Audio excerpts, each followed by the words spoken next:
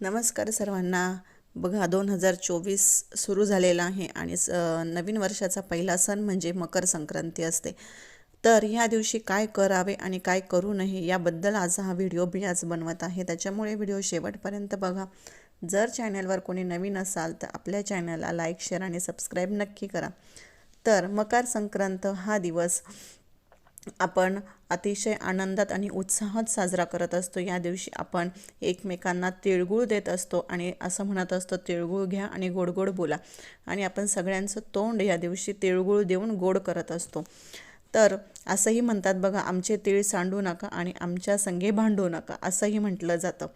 तर या दिवशी आपण खूप आनंदाने आणि प्रत्येकाच्या घरी जाऊन तिळगुळ देत असतो. अतिशय आनंदाचा आणि उत्साहाचा हा दिवस असतो. त्याचबरोबर नाशिक या भागामध्ये पतंग हा हे उडवले जात असतात. म्हणजे मकर संक्रांतीच्या दिवशी पतंग उडवून हा सण साजरा केला जात असतो आणि अतिशय आनंद या दिवशी असतो. या नाशिक शहरामध्ये म्हणजे नाशिकचा जो भाग आहे त्याच्यामध्ये मकर संक्रांतीच्या दिवशी म्हणजे ते मकर संक्रांतीचे आधीचे 2 दिवस आणि नंतरचे 2 दिवस असे पूर्ण 5 दिवस हा सण अतिशय उत्साहात साजरा केला जातो.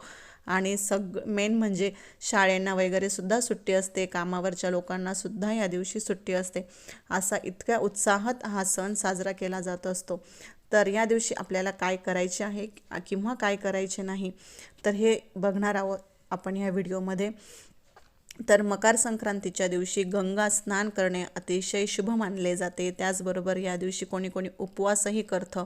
कथा, दानधर्म आणि भगवान सूर्यदेव यांची पूजा करण्याचा विशेष या दिवसाला महत्त्व आहे. म्हणजे या दिवशी आपण भगवान सूर्यदेवाची पूजा करायची असते. कारण की प्रत्येक महिन्याला बघा सूर्यदेव हे राशी परिवर्तन करत असतात. तर मकर संक्रांतीच्या दिवशी सूर्यदेव हे मकर राशीमध्ये येत असतात आणि म्हणूनच या दिवसाला मकर संक्रांती असं म्हटलं जातं. म्हणून या दिवशी गंगा स्नान तुम्ही करू शकता, उपवासही करू शकता. कथा किंवा एखादं भागवत किंवा आपल्या कुलदेवीचं सुद्धा म्हणजे दुर्गा सप्तशतीचं सुद्धा तुम्ही वाचन करू शकता, पाठ करू शकता. या दिवशी तुम्ही दानधर्मसुद्धा करू शकतात. ह्या गोष्टींना या दिवशी अधिक महत्त्व आहे. सूर्यदेव व शनिदेव या सणाशी संबंधित असल्याने अतिशय महत्त्व आहे. असं म्हणतात की सूर्यदेव आपला मुलगा शनिदेव यांना या उत्साहात भेटायला येतात. शुक्राचा उदयही याच दिवशी होतो. म्हणून इथून शुभ कार्य सुरू होतात. ज्योतिषशास्त्रानुसार ग्रहांचा राजा सूर्यदेव 14 जानेवारी 2023 रोजी मध्यरात्री 2:42 मकर राशीत प्रवेश करेल. 15 जानेवारीला उदय तिथी येत आहे. म्हणून 15 जानेवारी 2024 रोजी मकर संक्रांती साजरी होईल. या दिवशी काही काम करणे शुभ मानली जातात तर काही कामं निषिद्ध मानली जातात. या दिवशी कोणती कामे करावे किंवा कोणती कामे करू नये हेही तितकंच महत्त्वाचं आहे. तर सगळ्यात पहिली गोष्ट म्हणजे मकर संक्रांतीच्या दिवशी मसालेदार आपल्याला अन्न खायचं नाही. या दिवशी तीळ, मूग डाळीची खिचडी इत्यादीचं आपण सेवन करू शकतो. आणि या दिवशी शक्य तितक्या गोष्टी दान आपल्याला करायच्या आहे. म्हणजे तीळ किंवा मूग डाळ किंवा तांदूळ या गोष्टी आपण या दिवशी दान करू शकतो. त्यानंतर सूर्यदेवाचा आशीर्वाद मिळवण्यासाठी सूर्योदयावेळी व सूर्यास्ताच्या वेळी आपल्याला प्रार्थना करायची आहे. म्हणजेच त्यांना नमस्कार आपल्याला या वेळेत करायचा आहे. या दिवशी शेतकरी बांधवांनी गायी किंवा म्हशींची धार काढू नये असं म्हटलं जातं. धार काढू नये म्हणजे गायी किंवा म्हशींचं दूध या दिवशी काढायचं नसतं असं म्हणतात. तर त्यानंतर म्हणजे साधू वडीलधारी मंडळी जर घरी आपल्या आली तर त्यांना रिकाम्या हाताने आपल्याला पाठवायचं नाही.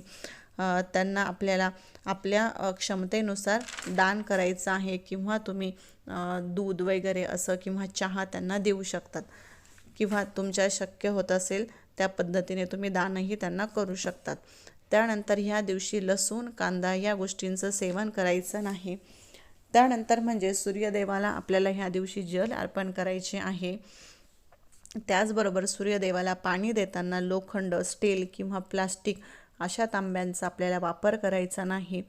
तर आपल्याला तांब्याचाच तांब्या वापरायचा आहे या दिवशी. आणि इतर वेळेला सुद्धा आपल्याला सूर्यदेवाला अर्घ्य देताना किंवा जल अर्पण करताना आपल्याला तांब्याचाच तांब्या वापरायचा आहे. त्यानंतर चुकीचे किंवा वाईट या दिवशी आपल्याला बोलायचं नाही, कोणाला अपशब्द बोलायचा नाही. हा दिवस आपल्याला आनंदात उत्साहात घालवायचा आहे. त्यानंतर या दिवशी झाडे तोडू नये, तुळस या दिवशी तोडू नये. तुळस तोडणे ह्या दिवशी अशुभ मानले जाते. त्यानंतर आंघोळ केल्याशिवाय आपल्याला अन्न सेवन करायचं नाही.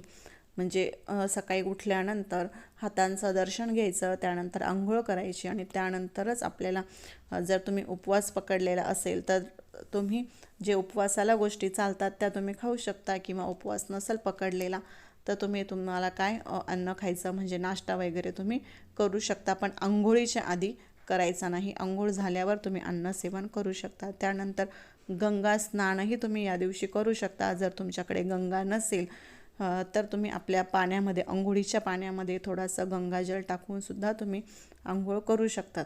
तर गंगाजल आणायला कुठे जायचं, तर जिथे आपले पूजाचं सगळं साहित्य मिळतं तर तिथे सुद्धा गंगाजलाची बॉटल ही असते. तर तुम्ही ती बॉटल आपण घरी आणू शकता आणि जेव्हा जेव्हा तुम्हाला असं काही सणवार असेल तर तुम्ही थोडंसं ते पाणी आपल्या आंघोळीच्या पाण्यामध्ये टाकून स्नान हे करू शकतात.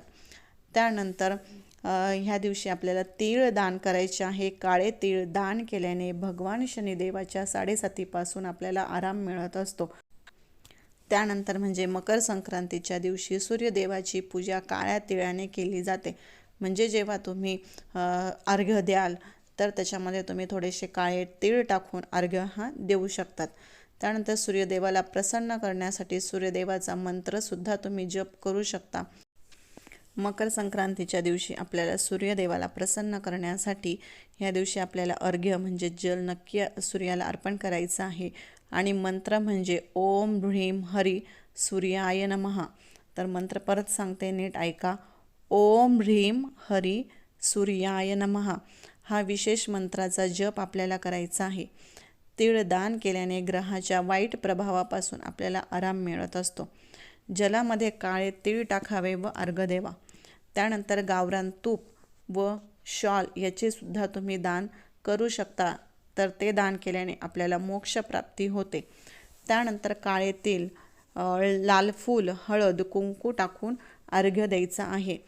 या दिवशी आपल्याला देवाचे दार उघडे असता असं म्हटलं जातं. त्यामुळे या दिवशी आपल्याला सूर्यदेवाची उपासना ही करायची आहे. म्हणून आपल्याला या दिवशी आंघोळीपूर्वी काहीच खायचं नाही. सूर्यदेव मकर राशीत प्रवेश करतात. मकर राशी ही शनिदेवाचीच रास आहे. म्हणून आपल्याला या दिवशी काळे तीळ दान करायचे आहे. म्हणून आपल्याला सूर्यदेवाला अर्घ्य देताना पाण्यामध्ये काळे तीळ टाकायचे आहे. तर ह्या गोष्टी आहेत की ह्या आपल्याला काही गोष्टी ह्याच्यातल्या करायच्या नाही आणि काही गोष्टी आवर्जून करायच्या आहे. कारण सूर्यदेवाला ग्रहांचा राजा म्हटलं जातं आणि सूर्य भगवान असे एकमेव देव आहे की जे रोज आपल्याला दर्शन देत असतात. त्यामुळे या दिवशी आपल्याला सूर्याला तुम्ही इतर दिवशी देत असाल किंवा नसाल देत तर ह्या दिवशी नक्कीच द्या. ह्या ज्या काही मी गोष्टी सांगितलेल्या आहे, काळे तीळ, लाल फूल, हळद, कुंकू, किंवा तुम्ही ह्याच्यामध्ये लाल जे रक्तचंदन आपण म्हणतो ते सुद्धा तुम्ही टाकू शकतात आणि ह्याने सूर्यदेवाला तुम्ही अर्घ्य द्या. त्याचबरोबर जर तुम्ही रविवारी देणार असाल तर ह्या पाण्यामध्ये थोडासा गूळ टाकून तुम्ही अर्घ्य देऊ शकतात. तर अशी आपल्याला सूर्यदेवाची उपासना करायची आहे. कधी करा किंवा नका करू, पण मकर संक्रांतीच्या दिवशी सूर्यभगवानांची नक्की उपासना करा. नक्कीच तुमच्या सगळ्या इच्छा पूर्ण होतील आणि तुम्हाला जे हवं ते नक्कीच मिळेल. त्याच्यासाठी ह्या गोष्टी नक्की पाळा. काय करायचं आहे किंवा काय करायचं नाही या गोष्टी लक्षात ठेवून तुम्ही सूर्यभगवानांची पूजा करा, आराधना करा, प्रार्थना करा. त्याचबरोबर मंत्र म्हणा, दान धर्म करा. नक्कीच सगळा दिवस हा छान जाईल आणि त्यापुढचेही तुमचे दिवस छान जाऊन तुमचं वर्ष हे अतिशय सुंदर जाईल. तर आजचा व्हिडिओ कसा वाटला नक्कीच मला सांगा आणि आपल्या चॅनलला लाईक, शेअर आणि सबस्क्राईब नक्की करा. धन्यवाद.